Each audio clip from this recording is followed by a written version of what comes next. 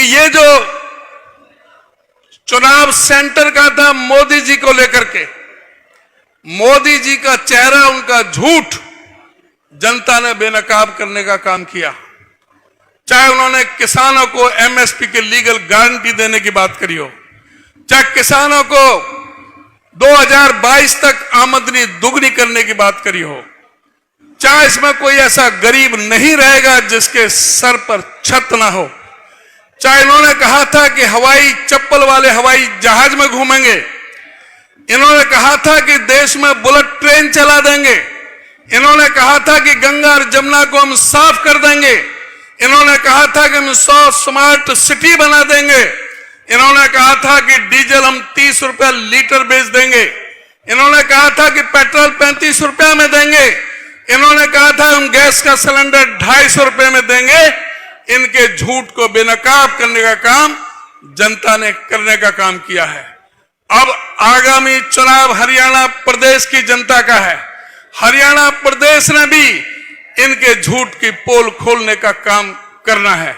आप लोगों ने देखना है कि किस तरह से किसानों के साथ इन्होंने धोखा किया, किस तरह से हमारे 750 किसान क्यों हमारे बॉर्डर पर शहीद होने का काम हुआ। क्या कारण था कि हमारे जो किसान पंजाब के बॉर्डर पर, जो चाहे शंभू बॉर्डर हो चाहे वो खनौरी बॉर्डर हो, वहां पर जो जिस तरह से दीवारें खड़ी कर दी गई थी, जिस तरह से तारकशी कर दी गई थी, जिस तरह से ड्रोनों से हमला किया गया था, ठंडी पानी की बौछारें गई थी, रबर बुलेट से फायर किया गया था, पूरी तरह से उन किसानों के साथ ऐसा बर्ताव किया था। देश की राजधानी में नहीं जा सकते, उनके साथ ऐसा बर्ताव करने का काम किया था।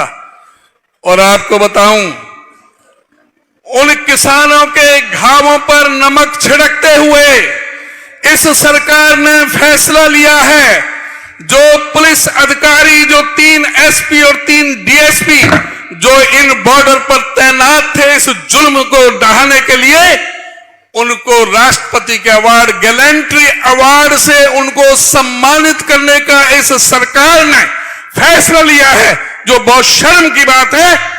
इनको इस बात का सबक सिखाना है। ये आज भी किसानों से उसी तरह से नफरत कर रहे हैं हमारा जिस तरह से था डॉक्टर केवी सिंह ने आपसे कहा था कि भाई जिस तरह से हमारा जो प्रदेश कांग्रेस का अभियान चल रहा है, हरियाणा मांगे हिसाब अभियान, तो क्या जरूरत नहीं है, क्या जरूरत नहीं है यह पूछने के लिए कि क्या कारण है कि हरियाणा हिंदुस्तान के अंदर सबसे ज्यादा बेरोजगारी आज हरियाणा के अंदर क्यों है।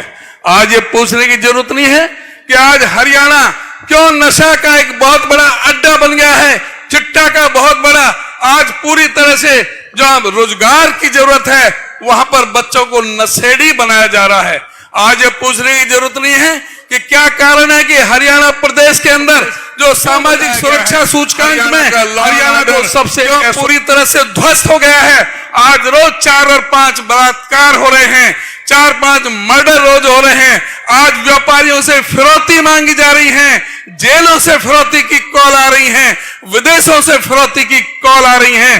5-5 विधायकों से भी फिरौती मांगी गई थी। आज पूरी तरह से कानून व्यवस्था चौपट है, आज व्यापारी भयभीत है, आज हर व्यक्ति इनके कानून व्यवस्था से आज पूरी तरह से भयभीत है।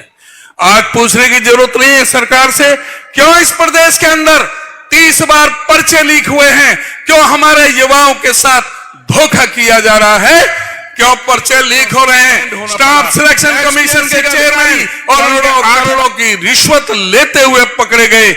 इन्होंने कौशल विकास रोजगार निगम का नया अड्डा, नई ठेकेदारी शुरू की जिसमें कोई पे स्केल नहीं, कोई तनख्वाह पूरी नहीं, आधी तनख्वाह भी नहीं है। उस आधी तनख्वाह में कच्ची नौकरी, कोई रिजर्वेशन नहीं, कोई मेरिट नहीं, पर्ची से जो नौकरी दी जा रही है, जहां इनके विधायक और मंत्री जो आरएसएस के अधिकारी जो पर्ची भेज देते हैं उसको नौकरी लगा दी जाती है, कच्ची नौकरी। उस कौशल विकास रोजगार निगम के एमडी को भी सस्पेंड होना क्यों पड़ा है, वहां भी किस तरह से बोलियां लग रही थी, कच्ची नौकरियों की भी बोलियां लग रही हैं, कच्ची नौकरी भी बोलियां ऐसे लगी जा रही हैं।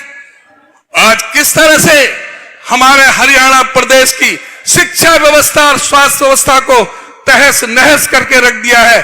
क्या कारण है कि 48 स्कूल इन्होंने मर्ज कर दिए, 498 स्कूल इन्होंने बंद कर दिए।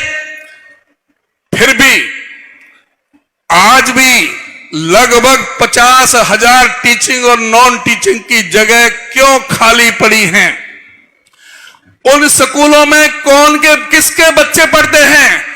उन स्कूलों में इस प्रदेश के दलित, पीड़ित, शोषित, उपेक्षित, गरीब समाज, वंचित समाज, किसान और मजदूरों के वो बेटे पढ़ते हैं जिनके मां बाप सक्षम नहीं हैं सरकारी स्कूलों में पढ़ाने के लिए। आज उस स्कूलों की क्या हालत कर दी है। आज 538 स्कूल ऐसे हैं जहां पर लड़कियों के लिए टॉयलेट नहीं है। 1047 स्कूल ऐसे हैं जहां पर लड़कों के लिए भी टॉयलेट नहीं है। आज 236 स्कूल ऐसे हैं जहां पर बिजली की व्यवस्था नहीं है। 326 स्कूल ऐसे हैं जहां पर 4 दीवारी तक नहीं है। 8,240 स्कूल के कमरों की जरूरत है। लेकिन ये बेशर्म सरकार शिक्षा के बजट का भी 10,676 करोड़ रुपए सरेंडर कर देती है। हाई कोर्ट ने इन पर 5 लाख रुपए का जुर्माना किया। ये क्योंकि ये गरीब विरोधी है सरकार। ये हुड्डा साहब जब मुख्यमंत्री थे तो गरीब का बच्चा कोई डॉक्टरी करता था, MBBS में जाता था तो 42,000 रुपए साल की फीस थी। इन बेरहम सरकारों ने, इन खट्टर साहब ने 10 लाख रुपए साल की फीस कर दी। क्या 50 लाख रुपए खर्च करके कोई गरीब का बेटा कोई डॉक्टर बन सकता है? आज ये बात करते हैं। और इनका अमित शाह अभी आए थे बैकवर्ड क्लास का सम्मेलन के लिए, कह रहे थे कि हुड्डा साहब से मैं 10 साल का हिसाब मांगूंगा। अरे बेशर्मी की भी कोई हद होती है। तुम ये कह रहे हो कि 259 लाख करोड़ रुपए हमने 10 साल में हरियाणा की सरकार को दिए। अब ये बताओ कि ये 15 लाख वाला जुमला था या इसमें सच्चाई थी? अरे हिंदुस्तान का बजट 48 लाख करोड़ का और तुम कह रहे हो कि 259 लाख करोड़ हमने हरियाणा को दे दिया। फिर वो गया कहां? क्या कारण है कि जब 1966 में हरियाणा बना था, 2014 में 48 साल में हरियाणा पर 70,000 करोड़ का कर्जा था, आज वो कर्जा 4,51,892 करोड़ का क्यों पहुंच गया? आज कोई बच्चा अपनी मां के पेट से जन्म ले रहा है तो 1,62,300 रुपए का कर्जा लेकर के क्यों पैदा हो रहा है? इस प्रदेश की अर्थव्यवस्था का क्या कारण है? इसका बंटा धार क्यों कर दिया है? इसके लिए कौन दोषी है? आप हुड्डा साहब से हिसाब मांग रहे हैं। हुड्डा साहब ने 81 किलोमीटर की मेट्रो लाइन बिछाने का काम किया था। आप बताओ कि आपने कितने के एक आध पिलर कोई लगाया है? एक आध पिलर लगाया है? हां, तुम्हारे झूठ की पोल खोली, तुम्हारे बजट में खोली। ये खट्टर साहब ने 26 जनवरी 2016 को ट्वीट करके कहा था कि फरीदाबाद से गुड़गांव तक की मेट्रो और हिसार का इंटरनेशनल एयरपोर्ट बनेगा। 8 साल हो गए। उस मेट्रो लाइन के लिए कहा था कि 5900 करोड़ रुपए खर्च होंगे, 2021 तक पूरा हो जाएगा। इन्होंने कहा था कि उसमें 32.14 किलोमीटर लंबी होगी, 12 रेल के स्टेशन होंगे। अरे 2016 का वायदा 2024, अभी भी बजट में फूटी कौड़ी नहीं। और झूठ बोलने की इनकी हद देखो। पिछले 25 जून 2023 को ये पलवल जिले के गदपुरी में गए थे। वहां क्या है, बल्लभगढ़ से पलवल तक की मेट्रो मंजूर, 4300 करोड़ रुपए लगेंगे इस पे, 12 किलोमीटर का होगा, बनाए जाएंगे। वो है कहां हवा हवाई? वो बजट में कहीं हरियाणा का नाम ही भूल गए। हरियाणा का नाम पढ़ा था क्या?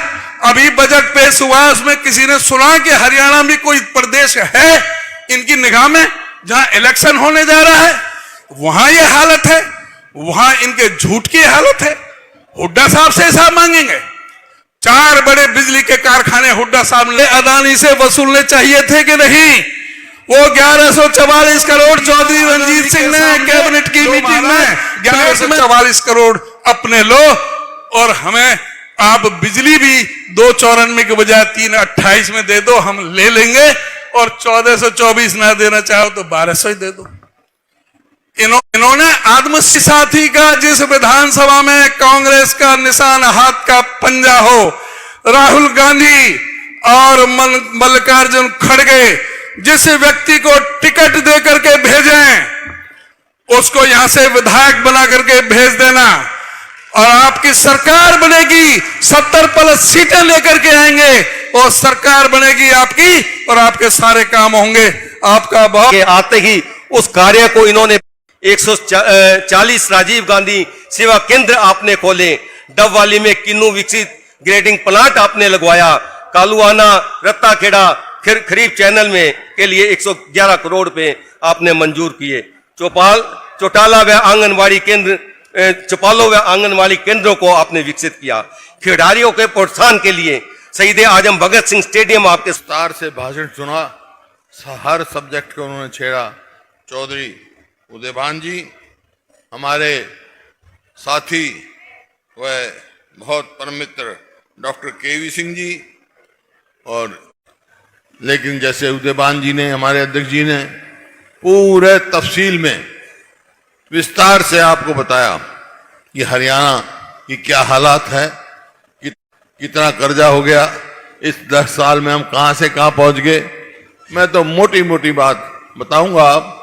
उससे पहले जो चुनाव हुआ लोकसभा में, जो आप नौकरियों को देख लो आप, एक इन्होंने चलाया है कौशल रोजगार निगम।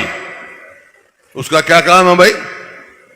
उसका काम है ना तो मेरिट, ना पक्की नौकरी, ना उसमें कोई रिजर्वेशन, कच्ची नौकरी लगाते हैं ठेके की।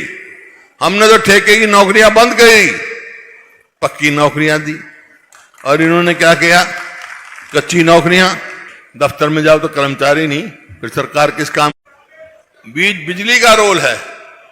बिजली इतनी महंगी है, घरेलू बिजली, तो भाई 300 यूनिट बिजली फ्री देंगे हम, ताकि महंगाई का असर कम पड़े। अब सब गैस सिलेंडर इस्तेमाल करने लगे, तो गैस सिलेंडर था 400 का। और भाई कर्मचारी हैं, सरकारी कर्मचारी, उनकी हर जगह मांग है कि ओपीएस लागू की जाए। तो वो हमने कह रखा भाई हम ओपीएस लागू करेंगे। कह चुके हैं आपको। परिवारों के लिए, खिलाड़ियों के लिए पदक लाओ, पद पाओ की नीति चलेंगे। आप देखो, हमने तो अपने कार्य को, जिन्होंने कुर्बानी दी, शहीदी दी, उनको दो, उनको पूरी नौकरी दो। फौजियों को जब भी तो देश के लिए अपनी जान देंगे, 4 साल में घर भेज देते हैं।